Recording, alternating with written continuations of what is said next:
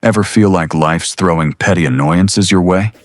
Wi-Fi crashes, ATM slowpokes, cosmic paper cuts? You're not alone. But there's a chill, ancient philosophy that turns chaos into calm. Stoicism. Not emotionless, just strategic. It's about staying cool when the world gets weird. So, buckle up, buttercups. Here are the top 10 Stoic responses to everyday annoyances. Your guide to turning grumbles into grit.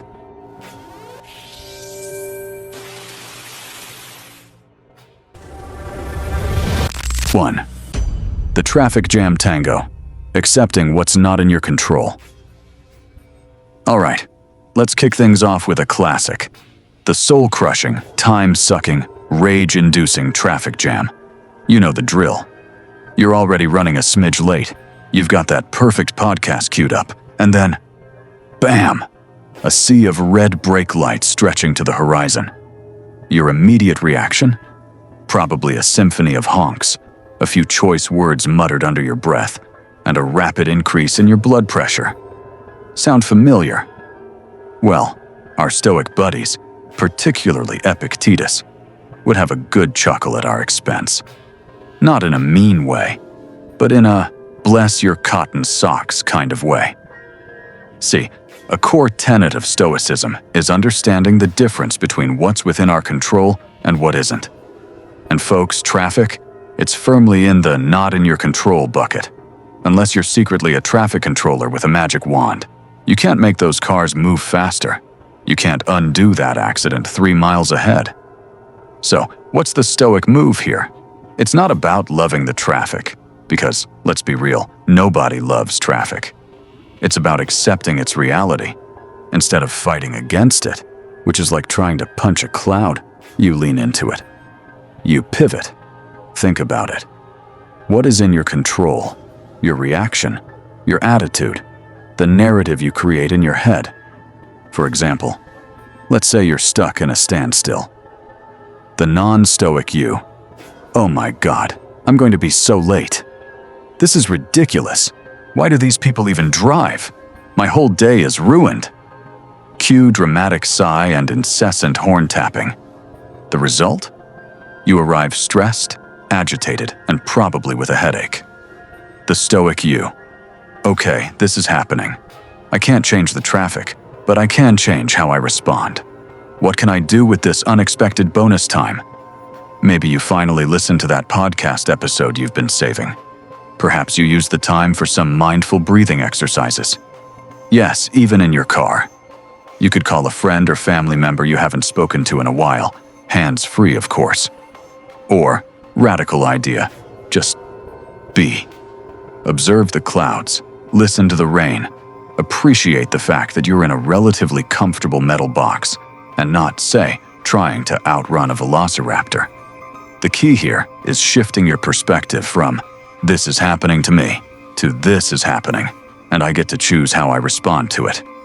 It's like flipping a switch from victim mode to empowered mode. Marcus Aurelius, the OG Stoic emperor, actually wrote about this, albeit without the benefit of cars. He talked about how things external to us are indifferent. They don't inherently have good or bad attached to them. It's our judgment that makes them so. A traffic jam isn't inherently bad, it just is. Our interpretation of it as bad is what causes the emotional distress. So next time you're stuck in the vehicular purgatory, take a deep breath. Channel your inner Marcus. Ask yourself, is this within my control? If the answer is a resounding nope, then release the need to control it. Reframe the situation.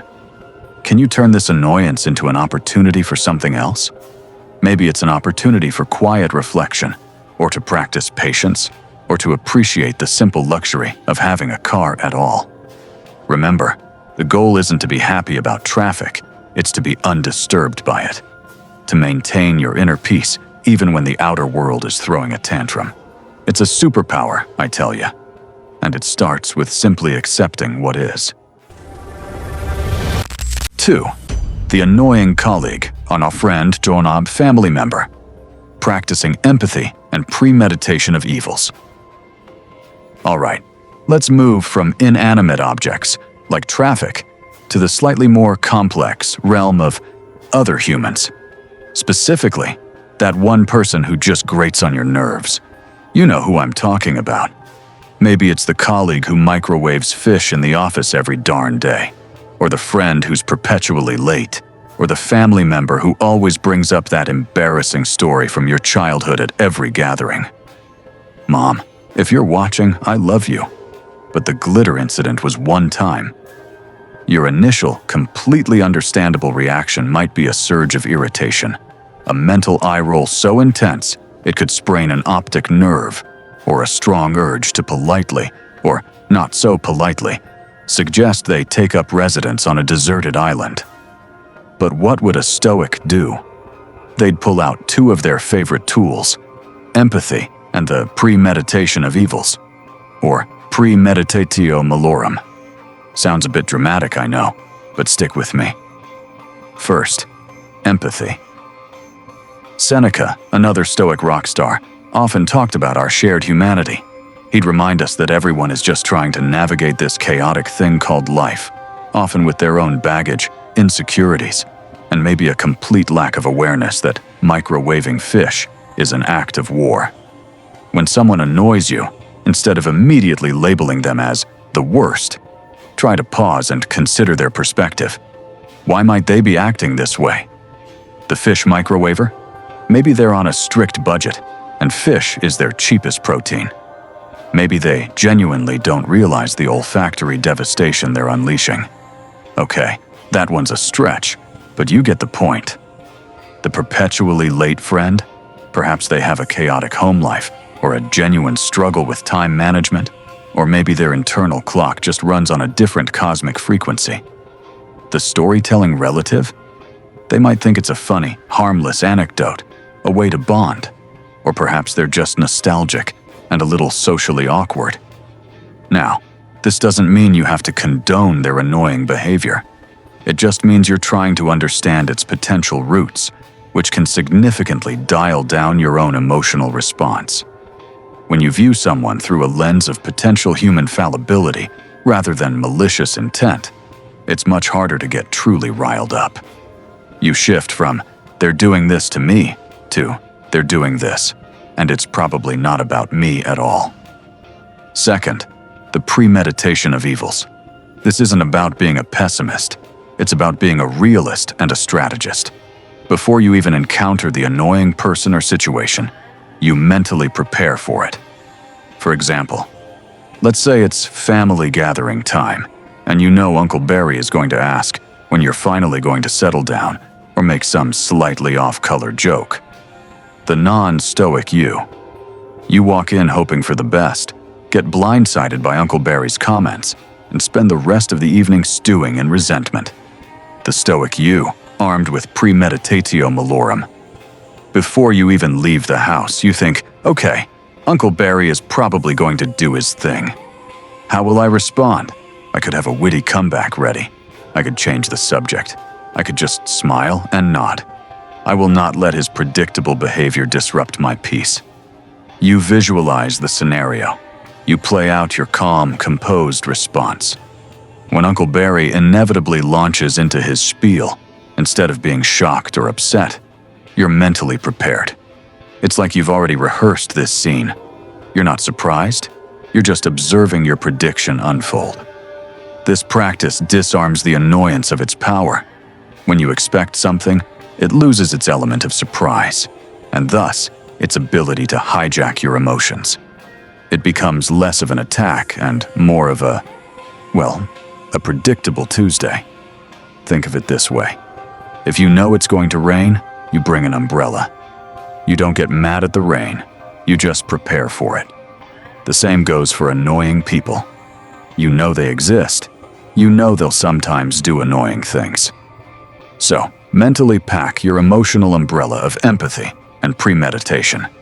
It doesn't mean you become a doormat. If someone is truly crossing a boundary, a Stoic would also advocate for virtuous action, which might include calmly setting a boundary. But the key is to do it from a place of reason and inner calm, not from a place of reactive anger or frustration. So, next time that specific human interaction threatens to unravel your zen, try a double dose of Stoicism, a sprinkle of empathy for their human condition, and a healthy dose of premeditatio malorum to prepare your magnificent mind. You'll be surprised how much smoother those tricky social waters become. 3. The Internet Outage Abyss, focusing on virtue over convenience. Alright, buckle up, buttercups, because we're diving into an annoyance that feels distinctly modern, yet the Stoic response is ancient wisdom at its finest. The dreaded internet outage. Boom! Wi-Fi gone. The little globe icon on your router is flashing an ominous orange. Your phone has no bars. You're suddenly cut off from the digital lifeline. For many of us, this feels like a mini-apocalypse. Instant withdrawal symptoms kick in. How will I check my emails? My meeting? My perfectly curated TikTok feed? What about that cat video I was just about to watch? A sense of panic, frustration, and perhaps a touch of existential dread starts to creep in. But here's where Stoicism swoops in like a philosophical superhero, reminding us about what truly matters. See, the internet, for all its undeniable convenience and utility, is what the Stoics would call an indifferent. It's not inherently good or bad. It's just a tool, an external circumstance. Our virtue, things like patience, resourcefulness, creativity, tranquility, these are the only true goods, the only things that contribute to our flourishing. When the internet goes kaput, it's not a direct attack on your well-being. It's an inconvenience, sure, but it's also an unexpected opportunity to practice those virtues. Let's paint a picture, shall we? The non-stoic you stares blankly at the router, reboots it 10 times, frantically refreshes your phone, mutters curses under your breath, paces around, maybe even yells at a bewildered pet. The next 30 minutes are spent in a spiral of unproductive anxiety. Your meeting is missed, your day feels ruined, and you're now convinced the universe hates you. The stoic you, channeling your inner tranquil warrior. All right, the internet has decided to take a vacation. I cannot control this external event. What can I control? My reaction and my actions. Patience. This is your first test. Instead of immediate rage, you take a deep breath. You understand that some things just take time to resolve. Resourcefulness. Okay, email is out. Are there other ways to contact my colleagues? Maybe I can use my phone as a hotspot for urgent messages if I have a bit of data left. Or, heaven forbid, I could make a phone call. Creativity. Since I can't do X online, what else can I do? Can I work offline? Write that report I've been putting off? Read a physical book? Tidy up my workspace? Go for a walk? Tranquility. This is the big one. Instead of letting the outage steal your peace, you deliberately choose to remain calm. You acknowledge the frustration, but you don't become the frustration. You remind yourself that your true value isn't tied to your internet connection. It's tied to your character and how you respond to challenges. Seneca actually had some brilliant thoughts on adversity. He basically said that challenges aren't there to break us, but to test and strengthen us. An internet outage, while minor in the grand scheme of things, is still a form of adversity.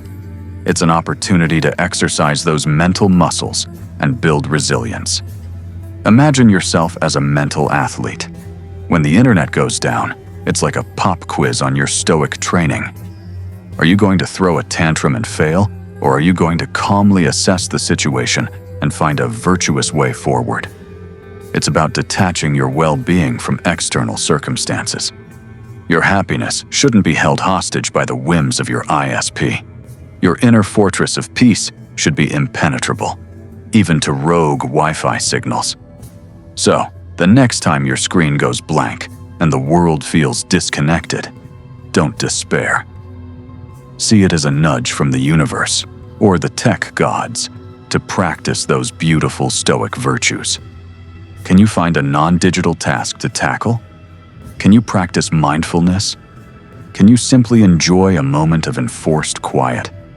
It might just be the most productive, unplugged time you've had in ages. Remember, convenience is fleeting, but virtue is forever. 4.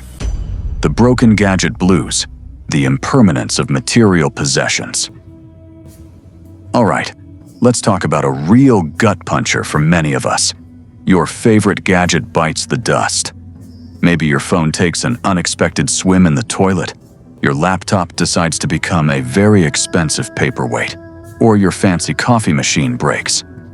The initial jolt of annoyance quickly morphs into frustration, anger, and a sinking feeling of, why me? You just bought that thing. Or worse, it holds all your precious memories. This is where the Stoics would gently, but firmly, tap us on the shoulder and remind us of a fundamental truth: the impermanence of all material possessions. Nothing lasts forever, folks. Not your shiny new iPhone, not your car, not even that perfectly toasted bagel you had this morning.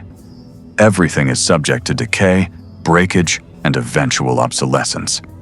Epictetus, in particular, was a master of this lesson. He famously said something along the lines of, "When you kiss your child goodnight, remind yourself that they are mortal." A bit grim, perhaps, but the point isn't to be morbid. It's to cultivate a healthy detachment from things we love, so their inevitable loss doesn't completely shatter us. When your gadget breaks, it's not an attack on your character or your worth. It's simply the nature of material objects. They are things, and things break. Let's look at two scenarios. The non-stoic you. You pick up your shattered phone, and a wave of despair washes over you. My life is over. All my photos. I can't live without it. This is going to cost a fortune. I'm so clumsy. You spend hours fuming, researching expensive repairs, and feeling utterly miserable. The broken phone consumes your thoughts and sours your mood for days. The stoic you, embracing the transient nature of existence. You pick up the broken phone, acknowledge the feeling of disappointment, but immediately engage your rational mind. Well, that's a bummer. This device served its purpose, and now it has reached its natural end, or at least its natural need for repair. What is the next logical step? Acceptance. You accept that it's broken. You don't rage against the machine, literally. Perspective. You remind yourself that this is just a thing. It doesn't define you. Your health, your relationships, your character, those are the true treasures. A phone is just a tool. Problem solving. Instead of dwelling on the loss, you shift to practical solutions. Can it be repaired? Is it time for an upgrade? Do I truly need a replacement right now, or can I manage without for a bit? Maybe this is an opportunity to declutter my digital life or spend less time staring at a screen. Gratitude. Yes, even here. You might even find a moment to be grateful for the time you did have with the gadget and for the convenience it provided. The Stoics understood that attaching our happiness and peace of mind to external, fragile things is a recipe for suffering. When we value something for its function and utility, rather than making it a part of our identity or a source of our emotional stability, its loss becomes far less devastating. It's not about being a minimalist who owns nothing, unless you want to be, which is totally Stoic approved. It's about cultivating an inner abundance that isn't dependent on external possessions. It's about remembering that the things we own are merely on loan from the universe. We enjoy them while they're here. We use them wisely. And when they're gone, we accept it as the natural order of things. So, the next time your tech goes tits up, take a deep breath. Remind yourself, this too shall pass. Embrace the impermanence. Focus on your inner calm and resourcefulness, not on the broken object. You might just find a surprising sense of liberation in detaching from the stuff. After all, a truly rich life isn't about having the latest gadgets. It's about having a resilient and tranquil mind. 5. The long line of doom. Practicing patience and present moment awareness. All right, folks, let's tackle another universal annoyance, the dreaded long line. Whether it's at the grocery store, the DMV, the post office, or even your favorite coffee shop on a busy morning, a seemingly endless queue can quickly turn a perfectly pleasant outing into a test of endurance. You see that line snaking around the aisles, and your internal monologue instantly switches to, "Ugh, this is going to take forever. I have so much to do. Why are they so slow?" And then the fiddling begins. Phone checking, sighing, foot tapping, maybe even a bit of subtle glares at the person who just cut in line. This, my friends, is a prime opportunity to dust off your Stoic toolkit, specifically the tools of patience and present moment awareness. The immediate frustration with a long line stems from our desire for things to happen on our schedule, at our pace. But guess what? The universe and the slow-moving cashier has other plans. And, as we've already discussed, the speed of the line is firmly in the not in your control category. So, what's the Stoic superpower here? It's about accepting the present reality and transforming what feels like wasted time into an opportunity for mental exercise. Let's visualize the contrast. The non-Stoic. You're in line, fuming. Your mind is racing, replaying all the things you could be doing, creating a future scenario where you're late for everything. You're physically present, but mentally, you're anywhere but here, and your blood pressure is doing a jig. You leave the store feeling drained and stressed, even if the actual delay was only a few minutes. The Stoic you, a master of patience and presence. You see the long line. You acknowledge the initial flicker of impatience, but you don't let it take root. You take a deep breath and consciously choose a different path. Patience as a virtue. You remind yourself that patience isn't just about waiting. It's about how you wait. It's an active choice to remain calm and composed in the face of delay. This is simply a moment to practice patience, you tell yourself. Present moment. Awareness. Instead of letting your mind race to future worries, you bring it back to the now. What do you notice around you? The colors of the produce, the sounds of the store, the rhythm of your own breathing. You become an observer, not a reactor. Opportunity for reflection. This found time can be a perfect chance for mini meditation or reflection. Review your day so far. Plan a joyful activity for later. Mentally declutter, or simply clear your mind and enjoy a few moments of quietude. Observation without judgment. You can observe the other people in line without judgment. Notice their expressions, their actions. Remind yourself that they, too, are just trying to get through their day. Remember that great line from Marcus Aurelius: "The mind that is anxious about the future is wretched." When you're in a long line, you're often anxious about the future, how much time it's taking, what you'll miss. The Stoic antidote is to anchor yourself firmly in the present. This moment, right now, is the only one you truly have. You can even turn it into a fun little game. How long can I maintain my inner calm? Can I use this time to think of 3 things I'm grateful for? Can I plan my dinner menu? It's about being proactive with your mental state, rather than passively letting the external situation dictate your mood. So, the next time you find yourself staring down the barrel of a ridiculously long line, don't let it steal your joy. See it as a pop quiz on your Stoic training. Take a deep breath, embrace the present moment, and practice that beautiful, powerful virtue of patience. You might just find that what was once a source of annoyance transforms into a small, unexpected pocket of peace in your busy day. And who doesn't need a little more of that? 6. Dealing with criticism, fair or unfair. The Inner Citadel and the value of truth. All right, let's wade into some potentially prickly territory. Criticism. Ouch. Whether it's a boss giving you feedback that stings, a friend making an offhand remark about your questionable fashion choices, or a troll on the internet tearing apart your meticulously crafted comment, criticism can feel like a direct hit to the ego. Our natural inclination is often to get defensive, lash out, or stew in a puddle of self-pity. But fear not, my resilient friends. The Stoics offer a powerful framework for dealing with criticism, transforming it from a painful jab into an opportunity for growth, or, at the very least, a moment of profound indifference. We're talking about building your inner citadel and seeking the value of truth. Marcus Aurelius, who dealt with a lot of criticism, imagine being an emperor, everyone has an opinion, was a big proponent of cultivating an inner fortress, an inner citadel that external opinions couldn't penetrate.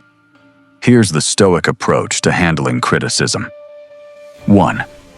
Is it true? The quest for truth. This is your first crucial step. When criticism hits, pause before reacting emotionally and ask yourself objectively, is there any truth to this? If yes, great. This is a gift. No one likes hearing their flaws, but if the criticism is valid, it's an opportunity for improvement. A Stoic would embrace this. Thank you for showing me where I can grow, they'd essentially say, perhaps not aloud, but in their mind. Take the feedback, learn from it, and adjust your actions. Your ego might smart a bit, but your character will strengthen. For example, your boss says, your last report was a bit rushed and had some typos. Your internal response, ouch.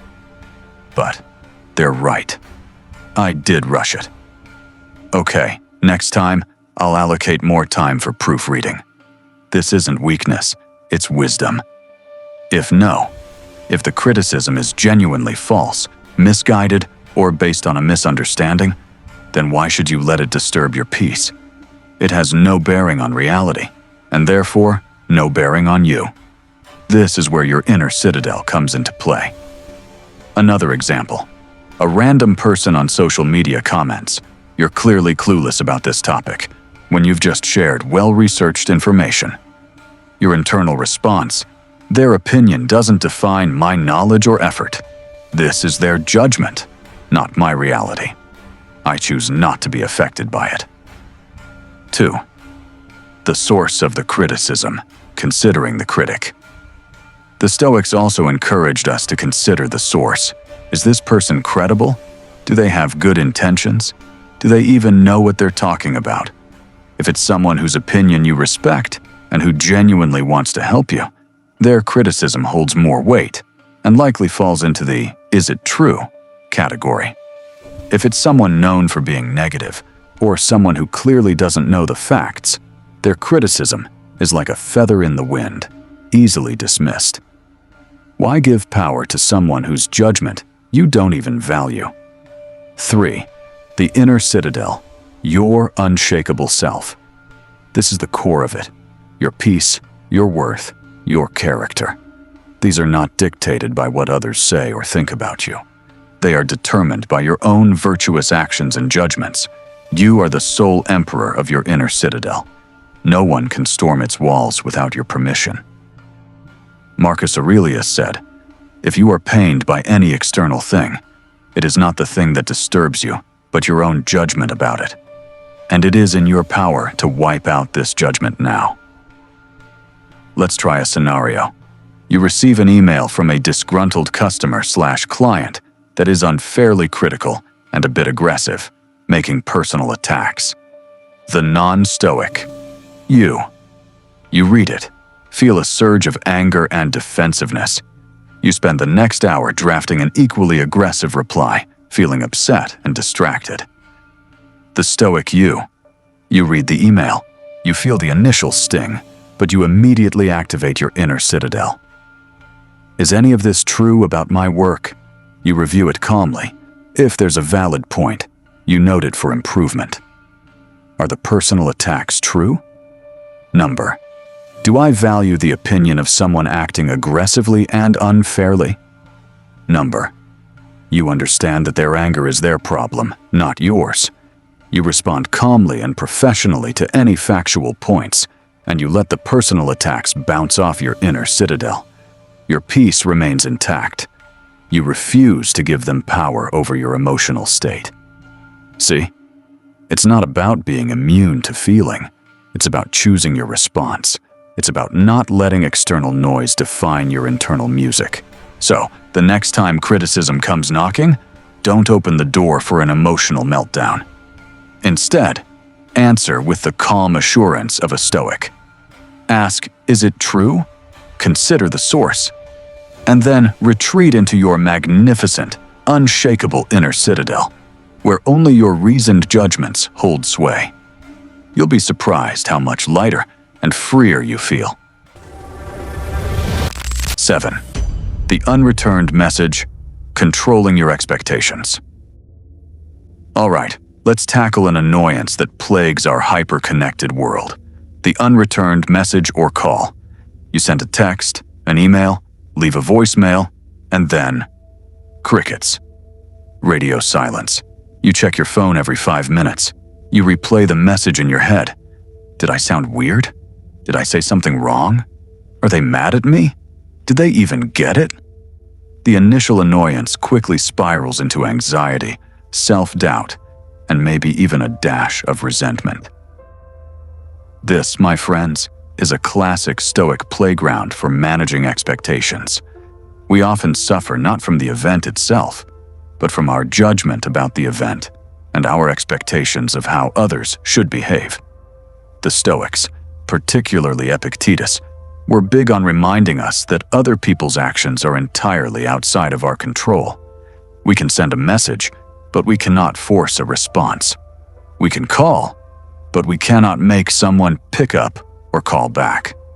To expect an immediate or even a timely response from someone is to set ourselves up for disappointment, because that expectation is placed on an external factor we don't control. Let's break down the scenario. The non-Stoic you. You send the message and within minutes you expect a reply. When it doesn't come, you start creating elaborate narratives in your head. They're ignoring me. They don't care. Something bad happened. I must have offended them. You obsessively check your phone, your mood darkens, and your productivity plummets. Your peace is completely shattered by a lack of a notification. The Stoic you, a master of managing the what-ifs. You send the message. You've done your part. Now, you consciously detach from the outcome. Acceptance of the uncontrollable. You remind yourself, I sent the message. Whether they reply and when they reply is entirely up to them. That is outside my sphere of control. Controlling your expectations. Instead of expecting an immediate reply, you set your internal expectation to something more realistic. They might be busy. They might not have seen it. They might be asleep. They might reply in an hour or a day or never. That is their choice. Focus on your actions. You shift your focus back to what you can control. You've sent the message. Now, what's the next productive or peaceful thing you can do? Continue with your work? Read a book? Go for a walk? The premeditation of evils. Again, you can even proactively think, what if they don't reply? How will I choose to react? I will choose not to be bothered by it, understanding that I have no control over their actions. You can even add a touch of Seneca's wisdom here. He talked about how much of our suffering comes from imagination rather than reality. The imagined slights, the imagined reasons for the delay. These are far more distressing than the simple fact that a message hasn't been returned yet. It's about cultivating a serene indifference to things outside your control. Not a cold indifference, but a liberating one. It allows you to operate effectively and peacefully, regardless of how others choose to interact or not interact with you. So, the next time you hit send and the reply doesn't immediately ping back, don't let your mind race down the rabbit hole of anxiety. Take a leaf out of the Stoic playbook. Detach from the outcome, manage your expectations, and redirect your focus back to your own sphere of control. Your peace of mind is too valuable to be held hostage by someone else's reply button. 8. The minor injury, mishap. Embracing resilience and perspective. Alright, let's talk about those little physical annoyances that can send us spiraling. The stubbed toe that brings tears to your eyes. The paper cut that feels like a dagger. The sudden cramp that makes you yelp. These aren't life-threatening, but man, they can be intensely irritating and interrupt your flow, often leading to a disproportionate emotional reaction. Ow! Why me? Now my whole day is ruined, you might exclaim, hopping around on one foot. This is a fantastic opportunity for the Stoics to remind us about resilience and perspective. Our bodies, like all things, are imperfect and prone to minor malfunctions. The pain is a sensation, but our suffering often comes from our judgment of that pain and the dramatic narrative we attach to it. Epictetus, who was actually physically disabled, understood pain and discomfort intimately. He taught that pain itself isn't inherently bad. It's our reaction to it that causes distress. You feel pain, yes, but you don't have to suffer from it emotionally. Let's imagine the scenario. You're happily walking through your house, minding your own business, and bam, your pinky toe collides with the leg of a chair. The unstoic. You immediately grab your foot, shout in agony, maybe do a little dance of pain. You then spend the next 5 minutes limping around, complaining loudly, replaying the moment of impact, and feeling sorry for yourself. This chair is evil. My toe is broken. I can't believe this happened. The Stoic you, a master of mind over matter, or at least mind over toe. You feel the sharp pain. You acknowledge it. Acknowledge the sensation. Detach from the judgment. Okay, that hurts. It's a sharp pain in my toe. You separate the raw sensation from the emotional baggage. You don't label it as catastrophic or ruining your day. Perspective. You quickly put it into perspective. It's just a stubbed toe. It will pass. It's not a broken leg. It's not a serious illness. I'm generally healthy, and this is a minor, temporary discomfort. Embrace resilience. You remind yourself of your ability to endure minor pain. Humans are built tough. You've handled worse. You breathe through it. Focus on what's next. Once the initial sharp pain subsides, you immediately shift your focus. Right. Toe hurts. What needs to be done next? I can still walk. I can still do what I need to do. You don't let it become an excuse to halt your day. A dose of humor. Optional, but very Stoic-friendly. Sometimes, a bit of self-deprecating humor can be a great Stoic tool. Well, that's one way to get my attention, universe. Guess I need to pay more attention to my surroundings. This practice is about recognizing that physical pain is a natural part of being human. It's an indifferent, not good, not bad, just is. What we add to it with our judgments and complaints is what turns it into suffering. Marcus Aurelius again has a great line about this. Choose not to be harmed, and you won't feel harmed. Don't feel harmed, and you haven't been. He wasn't saying pain isn't real, but that the harm to your inner peace is a choice. So, the next time you encounter a minor physical mishap, whether it's a paper cut, a stubbed toe, or even a sudden itch, don't let it hijack your emotional state. Feel the sensation, put it into perspective, embrace your innate human resilience, and move on. Your mind is far more powerful than a rogue piece of furniture. 9. The unforeseen, small expense, practicing frugality and detachment from money. Alright, let's talk about money. Specifically those little financial annoyances that pop up out of nowhere. You've just paid your bills, you're feeling pretty good about your budget, and then bam! Your car needs an unexpected oil change and a new tire. Or your pet suddenly needs a vet visit for a mysterious limp. Or your favorite streaming service just upped its monthly price. These aren't catastrophic financial blows, but they're enough to induce an eye roll, a groan, and a surge of "why now" frustration. For the Stoics, these small, unforeseen expenses are perfect opportunities to practice two key principles: frugality and detachment from money. They understood that money, like all external things, isn't indifferent. It's a tool, not a source of inherent happiness or suffering. Our emotional turmoil often comes from our attachment to it and our expectations about its stability. Seneca, who was actually quite wealthy, often wrote about the dangers of loving money too much and the virtue of being content with little. He wasn't saying money is evil, but that our over-reliance on it for happiness is. Let's consider the scenario. You wake up, check your bank account, and realize that your favorite subscription service stealthily increased its price by $5. It's not a huge amount, but it throws off your mental budget and feels like an unfair surprise.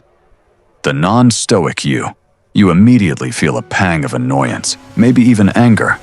Seriously, another price hike? This is ridiculous. They're just nickel and diming me.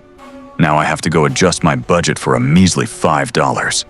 You spend 15 minutes fuming, maybe even drafting a strongly worded email to customer service that won't change a thing. The minor expense creates major internal drama. The Stoic you, a master of financial tranquility. You notice the price increase. You acknowledge the slight annoyance, but you immediately activate your Stoic principles. Acceptance of external realities. Prices sometimes increase. This is a reality of the market. It's outside my direct control. You don't fight against the inevitable. Detachment from money. You remind yourself that $5, while not ideal, is a tiny sum in the grand scheme of your well-being. Your happiness is not dependent on this extra $5. My peace of mind is worth far more than this minor inconvenience. Practice frugality and resourcefulness. Now, what is in your control? Option 1. Accept and adjust. If the service is still valuable, you calmly adjust your budget. It's just $5. Option 2. Reevaluate and act. If the increase makes the service no longer worth it, you calmly cancel it and find an alternative or simply do without. This is exercising your agency. Is this service providing enough value for its new cost? If not, I can choose to let it go. Option 3. Find a minor offset. Could you save $5 somewhere else effortlessly? Skip a fancy coffee? Walk instead of drive once? It's about finding small ways to adapt without stressing. Staring down that surprise bill? We talked about how these minor financial hits, the subscription price increase, the unexpected car repair, the vet visit, can create disproportionate stress because we're often too attached to our money and too attached to the idea of a stable, predictable financial life. The Stoics knew that money is a tool, not a master. When an unforeseen small expense hits, they wouldn't panic. They'd calmly reevaluate. This is where the virtue of frugality comes in, not as deprivation, but as intentionality. Here are the 3-step Stoic financial triage. 1. Acknowledge the indifferent. The money is gone. It's an external thing that is out of your control now. What you can control is your judgment and your next move. You simply accept the reality of the withdrawal from your account. No cursing, no blaming the universe. It just is. 2. Detachment drill. Remind yourself of the famous Seneca quote, or a funnier version. Poverty is not a great evil. It is anxiety about poverty that is. Your well-being, your character, and your ability to love and be a good friend are not tied to that extra $5, $50, or $100. This is a chance to prove to yourself that you are resilient and that your happiness is an internal fortress, not an externally funded mansion. 3. Creative frugality and problem solving. Turn the annoyance into an intellectual exercise. That unexpected $50 expense? How can you easily offset that through mindful spending? Maybe you pack lunch for work for a week instead of buying it. A Stoic packed lunch is just bread and olives, by the way, minimalist virtue. Maybe you cancel that one subscription you haven't used in 3 months. Maybe you finally learn how to fix that leaky faucet yourself, saving money and gaining a new skill, a bonus virtue of resourcefulness. For example, the vet bills came in higher than expected for Fluffy's mysterious limp. The internal Stoic dialogue. Okay, that stings the bank account. But Fluffy is an esteemed member of the human community. I mean, he's a good dog. His well-being is a priority, and the money served a virtuous purpose. Now, how do I adjust my behavior, which is in my control, to cover this? I will voluntarily pause my takeout habit for 2 weeks. I choose frugality over frustration.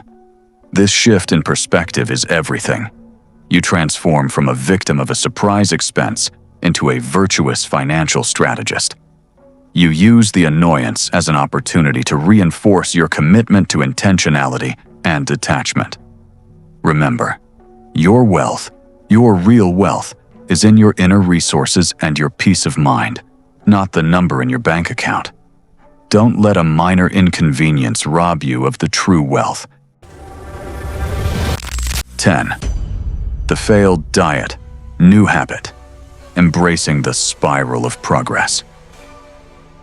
And finally, let's wrap up with an annoyance that hits closer to home than traffic or a broken phone. The annoyance of failing at a new habit. You know the drill. New Year's Day, Monday morning, the first of the month. You start a diet, a new workout routine, a daily meditation practice, or commit to quitting that bad habit. You're on fire for 3 days, and then, whoosh, you skip the gym, you eat the entire pizza, you scroll social media for 2 hours. The annoyance you feel isn't just disappointment. It's the inner critic screaming, "You failed. You have no discipline. Why even bother?" This is the point where most people throw in the towel, letting the momentary failure destroy the entire effort. This is the ultimate moment for the Stoic principle of the spiral of progress and the wisdom of persistent effort. The Stoic doesn't see failure.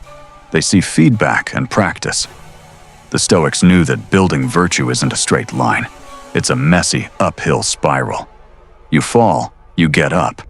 You fall a little less far, you get up faster. Seneca, our favorite ancient hype man, told us we should expect to struggle. He said, "Just as we practice wrestling and boxing, so let us practice virtue." You don't get mad at a boxer for missing a punch. You tell them to adjust and try again. Here are the 3 steps to a Stoic rebound. 1. Eliminate the moral judgment. The pizza is not a moral failure. Skipping the gym is not a character flaw. It's just an error in judgment or a slip in execution. The Stoic separates the action, eating the pizza, from the virtue, self-control. You acknowledge the lapse. I ate the pizza. That action was not aligned with my goal of self-control. Then, you stop the inner condemnation. No shame, no guilt. 2. Immediate re-entry. This is the most critical step. The non-Stoic says, "Well, the day is ruined.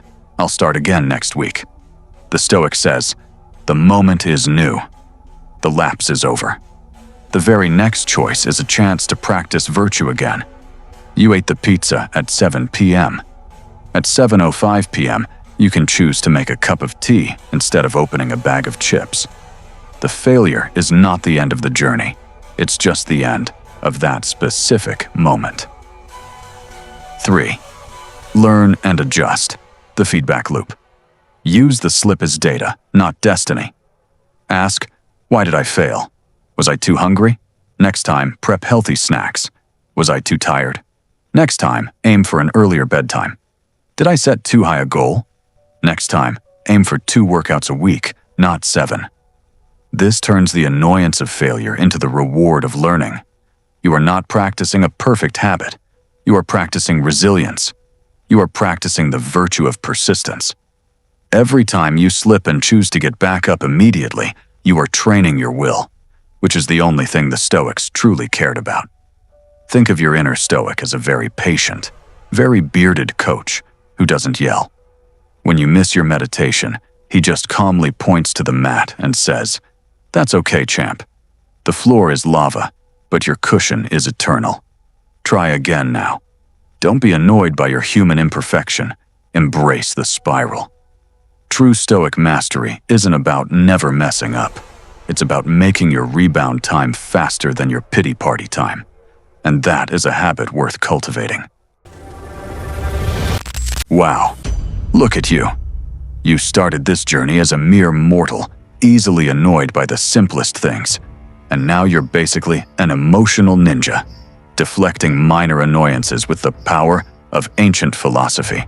We've covered everything from accepting the uncontrollable in a traffic jam to mastering the spiral of progress after a failed habit. Remember the golden rule of Stoicism. It's not what happens to you that matters, but how you react.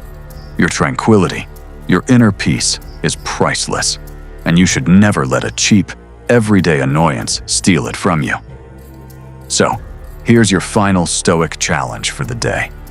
The next time something small annoys you, your phone battery dies, your coffee spills, someone sends you a ridiculously long email, don't just react. Pause. Take a breath. Ask yourself, is this worth sacrificing my peace for? What Stoic response can I practice right now?